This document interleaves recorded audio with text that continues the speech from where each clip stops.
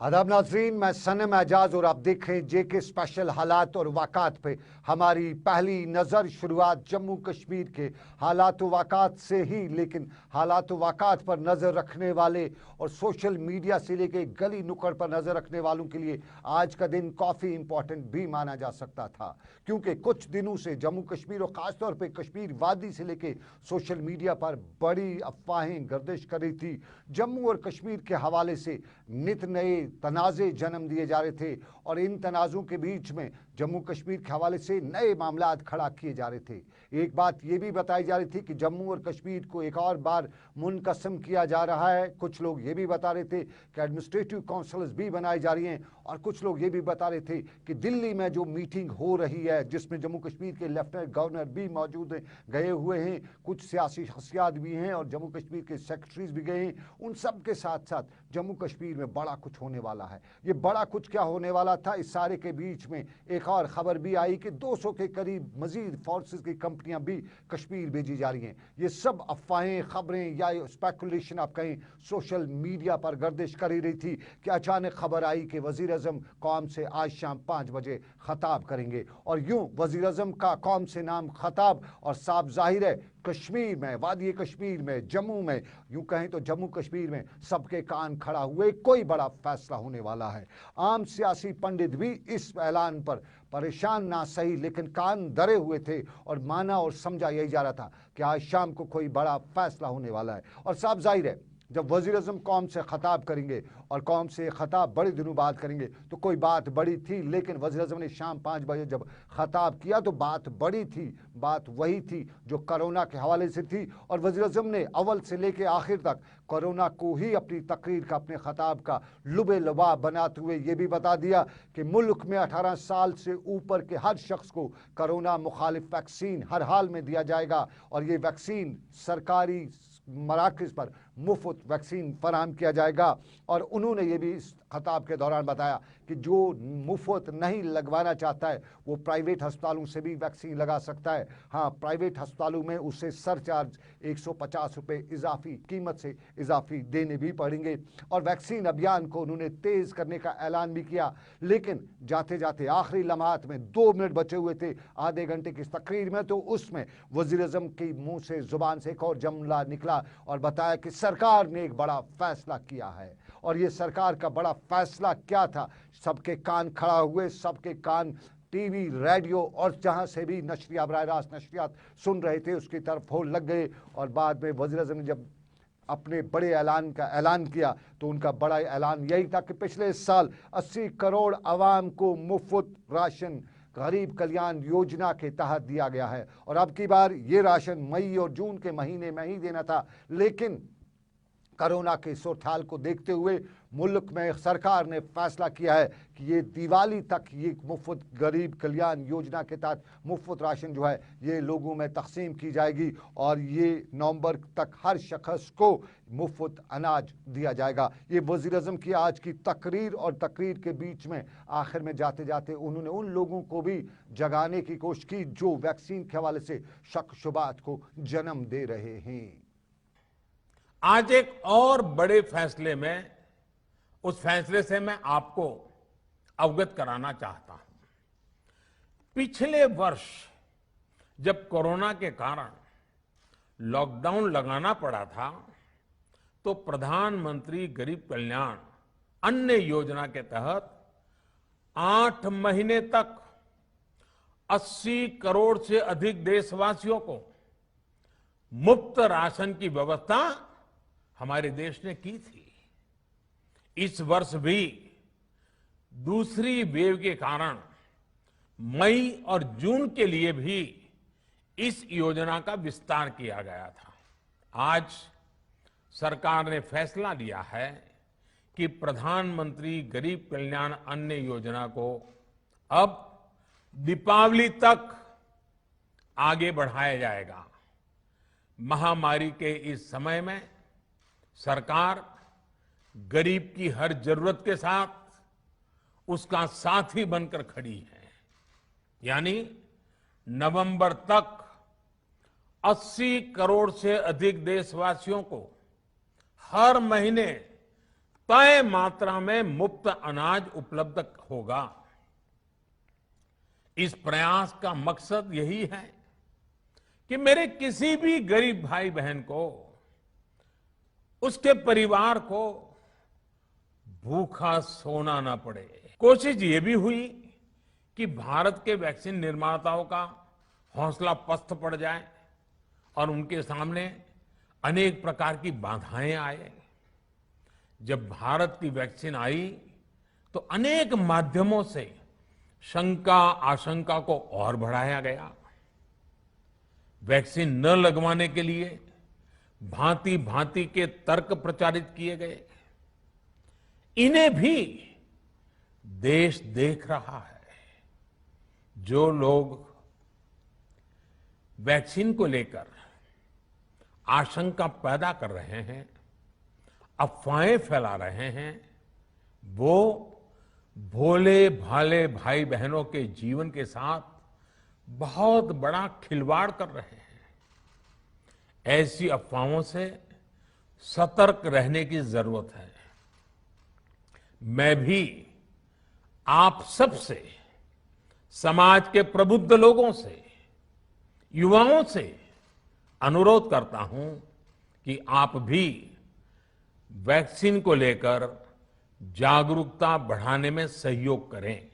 चलिए, वज़ीर-ए-आज़म की तकरीर और वज़ीर-ए-आज़म का कौम से खिताब, वैक्सीन लुबे लुबाब आज के खुलासे का, और लोगों पे जोर के वैक्सीन लगाएं। और सरकार का भी ये भी बताया कि वैक्सीन तेज लगाने का, वैक्सीन की तेजी का अमल शुरू किया जा चुका है।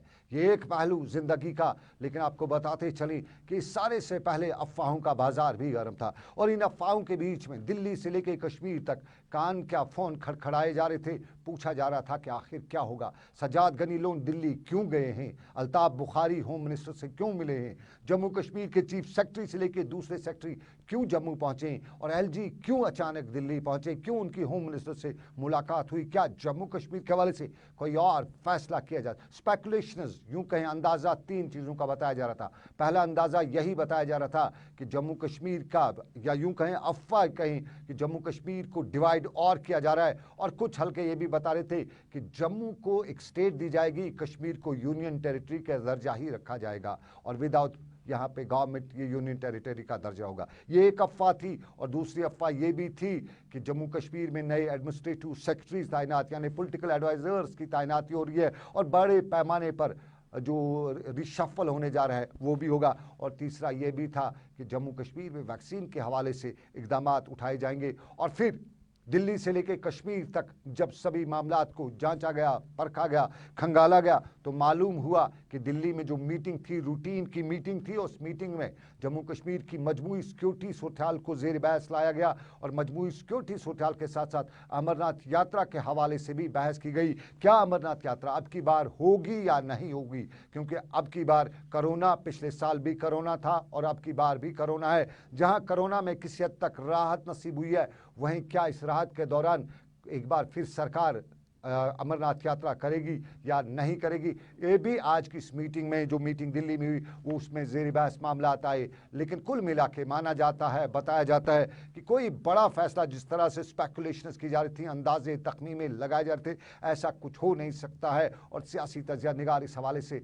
अपनी जो राय दे रही थी, वो कहीं न कहीं 100% ही सच बैठी रही थी। लेकिन कश्मीर में आम लोग ये भी बता रहे थे कि दिल्ली और कश्मीर के दरमियान के जो मामला थे, उनमें कई मामलात ऐसे होते हैं जहां पे आम लोगों को, क्या सेक्रेटरीज को, क्या एलजीज को भी पता नहीं होता है। और दिल्ली कश्मीर के तय कई अहम फैसले अचानक ली जाती है। 5 अगस्त 2019 की मिसाल देते हुए बताया जा रहा था कि जो कभी अंदाज़ा नहीं था, जो कभी सोचा भी नहीं जा सकता था, वो भी हुआ है। तो फिर ऐसा कुछ और भी हो सकता है। पिछली याददाश्त को याद करते हुए कुछ अंदाजे लगाए जाते थे, लेकिन कुल मिला के मामलात में बताया गया कि ऐसा कुछ नहीं है। और डिलिमिटेशन के हवाले से भी कुछ लोग बता रहे हैं। और डिलिमिटेशन के हवाले से आपको नाज़रीन बताते चलें कि एक और पहलू भी है डिलिमिटेशन का। नेशनल कॉन्फ्रेंस डिलिमिटेशन में अब सर तोल चुकी है, पांव पसारना चाहती है और चाहती है वो नेशनल कॉन्फ्रेंस जो कभी बता रही थी कि डीलिमिटेशन में उनकी शिरकत साफ जाहिर है 5 अगस्त 2019 के फैसले को तस्लीम करना है, दफ़ा 370 को ख़त्म किए जाने के फैसले को तस्लीम करना है। वहीं कई ज़राए ये भी कहते हैं कि नेशनल कॉन्फ्रेंस अब बाज़ाब्ता तौर पर डीलिमिटेशन कमीशन में शिरकत करने का मन बना चुकी है। और कल जो हुई मीटिंग, नेशनल कॉन्फ्रेंस की मीटिंग, उसमें भी ये फैसला लिया गया है कि कहीं न कहीं ये बड़ा फैसला है, ये फारूक अब्दुल्ला ही लेंगे। तो फारूक अब्दुल्ला के हवाले से आप जानते हैं पिछले दिन उनका बयान भी आ चुका है जिसमें उन्होंने बताया था कि डीलिमिटेशन में जाना है। तो क्या नेशनल कॉन्फ्रेंस 370 और उसके आसपास के मामलात को देखते हुए डीलिमिटेशन के कमीशन में जाएगी, इसका फैसला फारूक अब्दुल्ला को ही करना है। और बहुत से लोग ये भी बता रहे हैं कि फारूक अब्दुल्ला तो तैयार बैठे हैं, कब हरी झंडी मिलेगी, कब न्योता मिलेगा, कब दावतनामा मिलेगा। लेकिन आपको नाज़रीन दूसरे पहलू पर भी चलते हैं और दिलदोज हादसे की खबर आ रही है पाकिस्तान से। और पाकिस्तान के दहड़ के इलाके में ट्रेन का हादसा हुआ है, अलमनाक हादसा हुआ है और जिसमें 30 से ज़्यादा अफराद की मौत की खबरें हैं, 100 से ज़्यादा अफराद के ज़ख्मी होने की खबरें। 2 ट्रेनें आपस में भिड़ी हैं। ये 2 ट्रेनें मिल्लत एक्सप्रेस और उसके साथ साथ जो सरसईद एक्सप्रेस है पाकिस्तान की, ये आपस में भिड़ी है। और मिल्लत एक्सप्रेस कराची से सरगोदा जा रही थी और दूसरी जो एक्सप्रेस है सरसईद एक्सप्रेस, वो लाहौर से कराची आ रही थी कि दोनों का दहाड़ के मुकाम पर आमना सामना हुआ, तसादुम हुआ है। और इस तसादुम में बड़ा नुकसान हुआ है, जानी नुकसान हुआ है। और बताया जाता है कि पाकिस्तान के अस्पतालों में, आसपास के अस्पतालों में इमरजेंसी नाफिज की जा चुकी है। हलाक होने वालों की तादाद आखिरी खबरें मिलने तक 30 के करीब पहुंच चुकी थी। 100 से ज़ायद लोग ज़ख्मी हुए थे।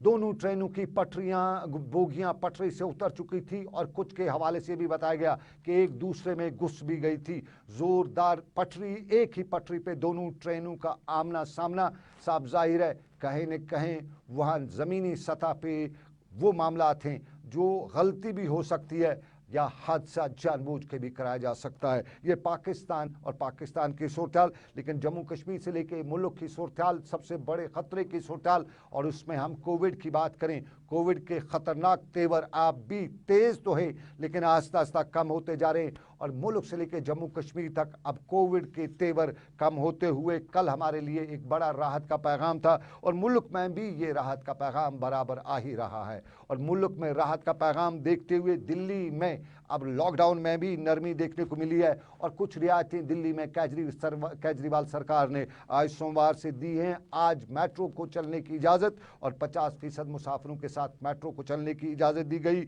और आज ऑड इवन की बुनियादों पर दिल्ली में दुकानों को भी खोले जाने की इजाज़त दी गई। और आपको याद दिलानी चाहेंगे 19 अप्रैल को दिल्ली में लॉकडाउन हुआ था और इस लॉकडाउन की मुद्दत जो है 14 जून तक के लिए अभी है और इस दौरान कुछ रियायतें दी गई हैं। लेकिन सूरत हाल बेहतर हो रही है, पॉजिटिव केस की तादाद भी कम हो रही है और अमवात की शरह जो मुल्क में है उसमें अभी कोई बड़ी कमी दिखाई नहीं दे रही है। लेकिन आदाद शुमार बता रहे हैं कि राहत पॉजिटिव केस में आ रही है। पिछले 24 घंटों में 1,0636 केसेस जो है वो पिछले 24 घंटों में मुल्क में पॉजिटिव आए हैं। और पिछले 24 घंटों के दौरान आपको नाज़रीन बताते चले कि 2427 अमवात भी मुल्क में हुई हैं। जम्मू कश्मीर में भी कल का दिन पिछले लगभग 50 दिनों के दौरान अच्छा दिन ही था। 1440 पॉजिटिव केसेस पिछले 24 घंटों में जम्मू कश्मीर में आए थे और यहाँ 23 लोगों की मौत भी हुई थी। और पिछले 24 घंटों में दिलदोज हादसा, दिलदोज खबर ये भी है कि 25 साल का नौजवान भी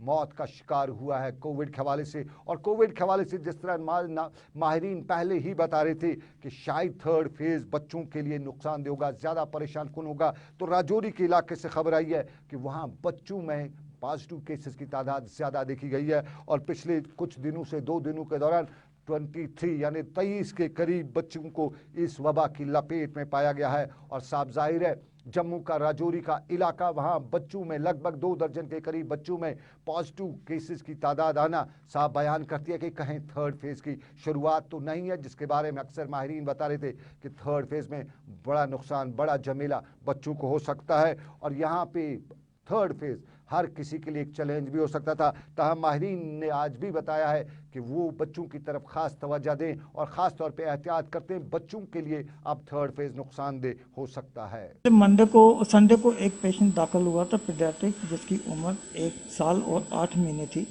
उसको हमने ऊपर आइसोलेशन वार्ड में एक वार्ड के साथ ही स्पेशल कमरे में रखा था। तो उसको हमने क्लोजली मॉनिटर किया। पहले 2 दिन में वो बच्चे की इम्प्रूवमेंट हुई। उसके बाद हमने देखा कि एक्सरे करवाया बच्चे का लगा कि इसको कंजेनिटल हार्ट डिजीज़ है। बाकी उसके बाद कुछ बच्चे 17 साल के नीचे पॉजिटिव आया, कोई around 17, but they were without symptoms. उनको कोई ऐसा प्रॉब्लम नहीं थी जिसको हम यहाँ पे दाखिल कर सकें। अगर दाखिल करते हैं उनको एसोसिएटेड हॉस्पिटल को इन्फेक्शन के चांसेस ज़्यादा होते थे। पर जैसे ये पहला बच्चा दाखिल हुआ संडे को, मंडे की मैंने इंस्ट्रक्शन दे के बच्चों के लिए एक स्पेशल 15 वार्ड का बेड क्रिएट करवाया, जिसमें 5 पेशेंट के लिए high flow oxygen flow meter रखे थे और 10 दूसरे बेड के लिए हमने oxygen as well as oxygen concentrated supported 10 beds रखे हैं। वो बेड मैंने इतनी सफाई सफाई करवा के रखे हुए हैं। और पीडियाट्रिक के एचओडी जो हमारे साथ हैं, बाकी स्टाफ जो पीडियाट्रिक हमारे साथ है, उन्होंने मेरे को फुल सपोर्ट देने का वायदा किया है सो दैट हम पेशेंट की थर्ड वेव कोरोना की लहर को हम काबू कर सकते हैं। एडल्ट में खांसी बुखार जुकाम या इस तरह के लक्षण पाए जाते हैं, बच्चों में किस तरह के लक्षण पाए जाएंगे अगर ऐसे हालात बने? बच्चों में भी तो वही सिम्टम आएंगे, खांसी की होगा, बुखार होगा कंटिन्यूस, बट पेशेंट एक्सप्लेन नहीं कर बच्चे एक्सप्लेन नहीं कर सकते कि उनका टेस्ट कम है, स्मेल कम है, जिसके लिए उनको क्लोजली मॉनिटर करना पड़ेगा under the guidance of paediatric physician. चलिए, थर्ड फेज की बातें हो रही हैं। अभी थर्ड फेज नहीं है लेकिन हो भी सकता है। और इसमें बच्चों की जब बात की जाए तो बच्चों में अगर आपको कोई अलामत नज़र आ रही है, कोई भी ऐसा सिम्टम नज़र आ रहा है तो ख्याल रखिएगा, फ़ौरन डॉक्टर से मशवरा कीजिएगा और ख्याल अपने बच्चे का ज़रूर रखिएगा, क्योंकि एक्सपर्ट्स बता रहे हैं कि थर्ड फेज़ बच्चों के लिए मुश्किल दिन वक्त हो सकता है।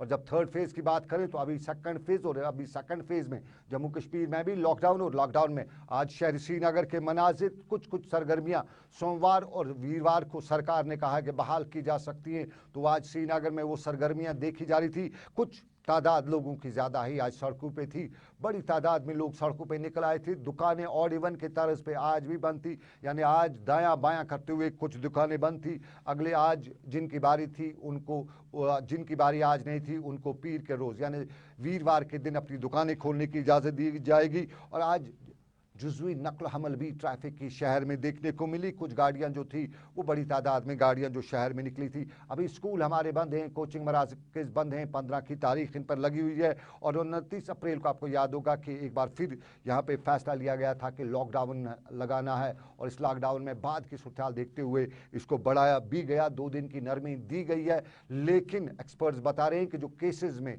हमारे यहाँ मनफी की तादाद आ रही है, ये सब लॉकडाउन की वजह से हो रहा है, जिस तरह से लॉकडाउन ने अपना काम किया है। और लॉकडाउन के आज के मनाजिर के बीच श्रीनगर से लेकर वादी कश्मीर के दूसरे इलाकों की सूरत हाल कुछ यूं थी।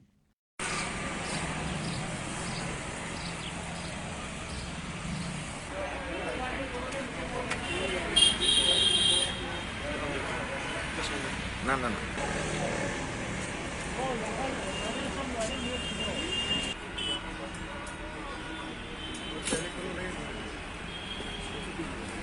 चलिए, ये लॉकडाउन की सूरत-हाल, लेकिन लॉकडाउन के सूरत-हाल के साथ साथ ज़मीनी सूरत-हाल में कश्मीर के हालात, और कश्मीर के हालात में त्राल का सईमू का इलाका और त्राल के सईमू के इलाके में आज फोर्सेस का दावा कि उन्होंने सड़क किनारे नस्ब की गई एक बारूदी सुरंग को भी उस वक्त नाकाम बनाया जब अचानक फोर्सेस की नज़र इस बारूदी सुरंग पर लगाई गई, बारूदी सुरंग पर पड़ी, और बाद में बम डिस्पोजल स्क्वाड को बुला के इस बारूदी सुरंग को नाकारा बना के एक बड़े हादसे को टाला गया। ये फोर्सेस का दावा, लेकिन आपको बताएं कि दावा पुलिस का नहीं बल्कि श्रीनगर में पासपोर्ट ऑफिस पर आज एसीबी यानी एंटी करप्शन ब्यूरो का छापा भी पड़ा है। और ज़राया ने, अगरचे एंटी करप्शन ब्यूरो ने इस हवाले से कोई तफसीर फराहम नहीं की है, लेकिन हमें ज़राए से मालूम हुआ कि 2 पासपोर्ट के मामला जिनमें एक गैर मुल्की शख्स के पासपोर्ट का इजरा किया जाना है, उन मामलात में आज एंटी करप्शन ब्यूरो ने यहाँ कागजात को खंगाला और छानबीन की, कुछ कागजात को अपने साथ भी लिया। माना जा रहा है कि करीबन 5 साल पुराना ये मामला, और इस मामले में कुछ मुलाजमीन से भी आज पूछताछ हुई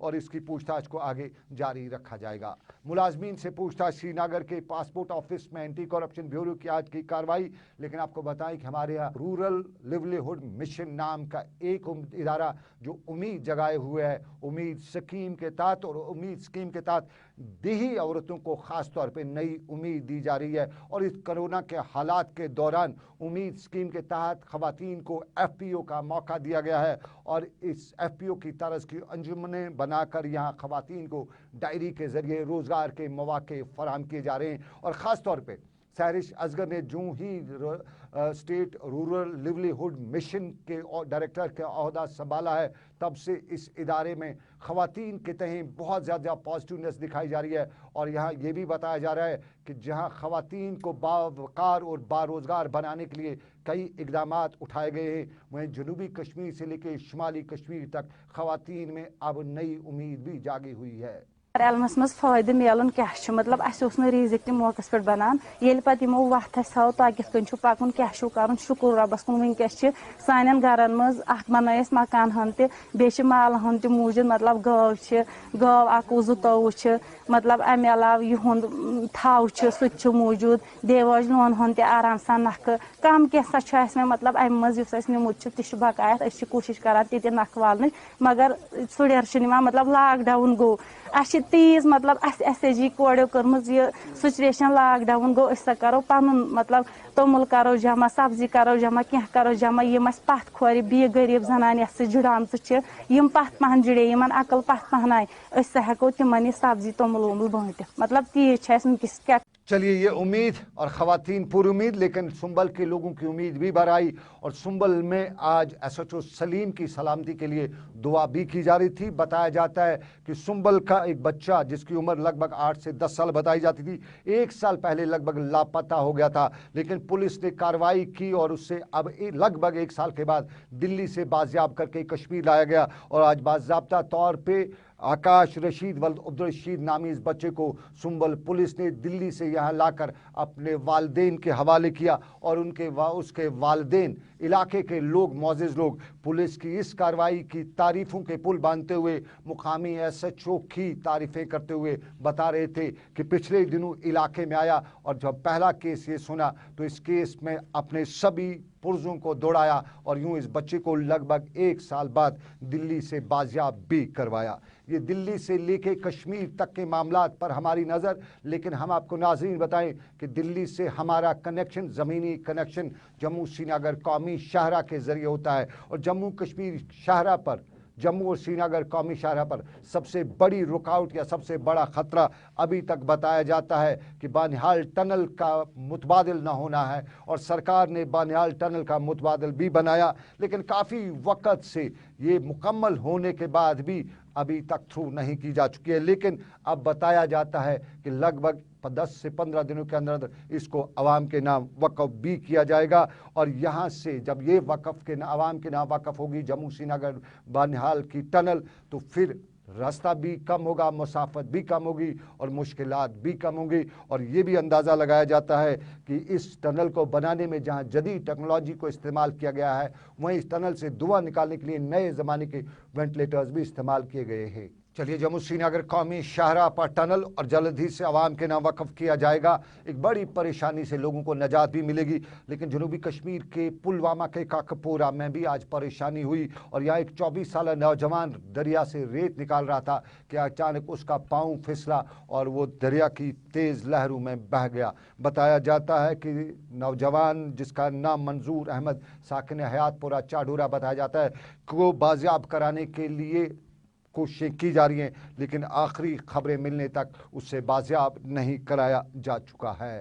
जनूबी कश्मीर के पुलवामा काकपोरा का मामला, लेकिन आपको नाज़रीन बताते चलें कि कोविड वायरस और इस कोविड वायरस के दौरान जहां लोगों को दूर भी एक दूसरे से किया गया है, 2 गज़ की दूरी अपनाई गई है, लेकिन एक दूसरे की मुसीबत के वक्त लोग एक नज़दीक भी आए हैं और इसके हमने कई मिसालें भी देखी हैं। आज हमने श्रीनगर में कश्मीर केयर के ज़ेर एहतमाम श्रीनगर के SMH अस्पताल में लोगों के लिए खिदमत खल्क का जज्बा अदा करते हुए देखा और यहाँ पर कश्मीर केयर नामी इस तंजुमन ने मोहताजों और ज़रूरतमंदों में तिबी और कोरोना जो मरीज़ हैं उनमें मास्क, सैनिटाइज़र और दूसरी चीज़ें भी तकसीम की और यहाँ पे कुछ खाने पीने की अशिया भी तकसीम की गई। साफ जाहिर है इस वक्त हालात जो हैं इसमें एक दूसरे की मदद करके ही आगे बढ़ा जा सकता है। हमने आज जो ये ड्राइव की है उसमें हमने कुछ कैटेगरीज रखी है।